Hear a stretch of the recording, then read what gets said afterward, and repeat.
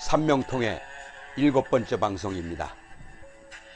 고가의 명리와 노마 지지에 대해서 논하겠습니다. 한 개의 중한 망겁과 양인이 천원을 같이 만나고 농마의 장소에 생하면 색정이 없고 사람이 지조가 굳으며 깨끗하고 남편의 영화가 자익하고 세력이 왕성하고 번성합니다. 역마를 많이 만나면 예의가 없고 임관, 제왕을 사람이 번뇌하고 주중에서 다시 함지를 만나면 차등의 가인을 찾지 말아야 합니다. 망신, 겁살, 고신, 사명, 과숙살, 격각살, 쌍신, 평두, 화개살은 모두 같은데 꽃다운 냄새가 있는 곳에 고신이나 과숙을 당하면 문발을 쳐놓고 달마다 보름 이상은 침상에서 홀로 지새우게 됩니다.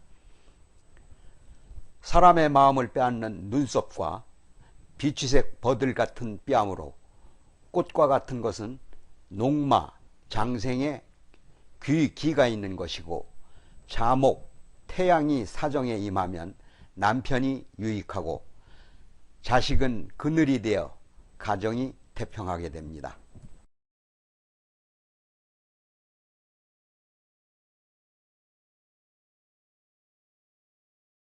그러면 노마지지에 대해서 살펴보겠습니다. 노마지지란 모든 사물에게는 특장점이 있음을 상징합니다. 관중은 춘추시대의 오패의 한 사람인 제환공을 도운 명재상입니다. 그 관중의 병이 무거워졌을 때 자기의 후임을 환공에게 질문받고 소위 관포지규를 맺은 포수가보다 도리어 적임이라고 추천한 인물이 바로 습붕입니다. 환공이 관중과 습붕들을 앞세우고 소국인 고죽을 토벌하고자 군사를 일으켰습니다. 공격을 시작했을 때는 봄이었으나 싸움이 끝나고 기로에 오를 때는 계절도 어느덧 겨울이 되어 있었습니다. 살을 에이는 찬바람과 악천후 밑의 행군은 갈 때와 전혀 달라서 고생이 다단하였습니다. 산을 넘고 골짜기를 넘어 고생하면서 군을 진군시키고 있을 때 환공의 군사들이 돌아가는 길을 잃은 적이 있었습니다. 지독한 추위 속에 덜덜 떨면서도 대장들은 저쪽인가 이쪽인가 확신도 없이 방황하며 쩔쩔매고 있을 때 관중이 이렇게 말합니다.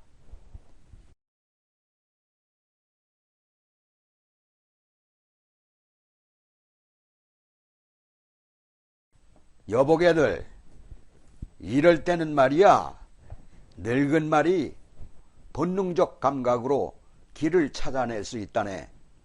그래서 짐을 끄는 말 중에서 한 마리의 늙은 말을 골라 수레에서 풀어주었더니 말은 잠시 두리번거리며 길을 찾는 듯 싶자 잠시 후 어느 방향으로 걷기 시작했습니다. 그것을 따라서 길 없는 길을 가는 동안에 노마는 마침내 제 길을 찾아냈고 병사들은 무사히 행군을 계속할 수가 있었다고 합니다. 또 험한 산속길을 진군했을 때의 일입니다. 전 군병은 휴대하고 있던 물을 다 마셔버렸는데 가도 샘은커녕 냇가도 나타나지 않았습니다. 군사들은 목마름에 허덕여 더 이상 한 걸음도 전진할 수가 없게 되었습니다. 이때 습붕이 말합니다. 이보게들, 이 개미라는 거는 겨울에는 산의 남쪽에 집을 짓고 여름에는 산의 북쪽에 집을 짓는 법인데 개미집이 있으면 그 아래 팔척이 되는 곳에 물이 있는 법이라네.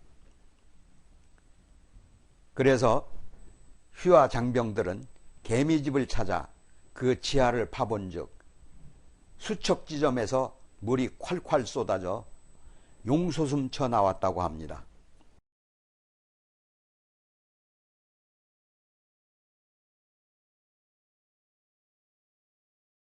한비자의 설림에서는 이야기를 바탕으로 지금 시대의 사람들은 영민한 머리를 갖고 있지 않으면서 뽐내고 있다고 하며 다음과 같은 결론을 내리고 있습니다. 관중의 성과 숫붕의 지혜로도 그 모르는 곳이 이르면 그 지혜가 늙은 말이나 개미조차도 스승으로 삼는 것을 꺼려하지 않습니다. 지금 사람은 그 어리석은 마음으로도 성인의 지혜를 스승으로 삼는 것을 모른다고 지적하였습니다. 제 아무리 잘난 체 해도 그 지혜가 그 늙은 말이나 개미만도 못한 때가 있는 법입니다. 즉 아무리 하찮은 인간이라도 사람은 제각각 장점과 특징을 가지고 있다는 말을 의미합니다.